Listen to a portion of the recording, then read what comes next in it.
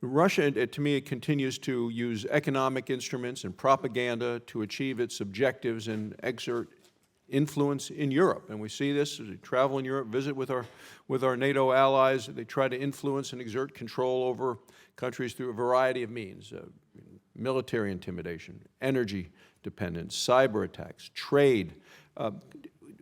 Would you speak to what you see as Putin's ultimate objective? Well, particularly with respect to Europe, fracturing Europe, particularly Eastern Europe from Western Europe. I've spent a lot of time traveling in Eastern Europe and the Balkans, which is really a laboratory for Russian hybrid warfare, whether it's cyber, disinformation, intimidation, etc.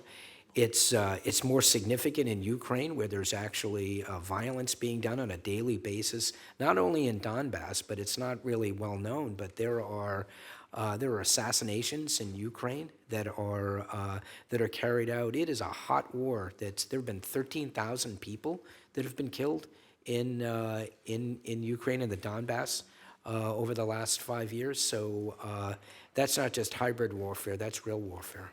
So what are the most effective tools and leverage points that we could use in trying to change Russian behavior?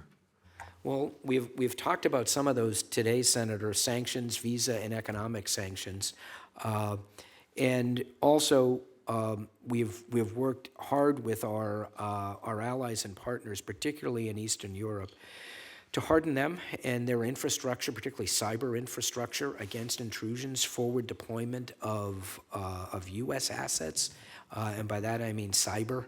As well. I think that's very important for us to support, because they are under stress every day, particularly under cyber threats from Russia.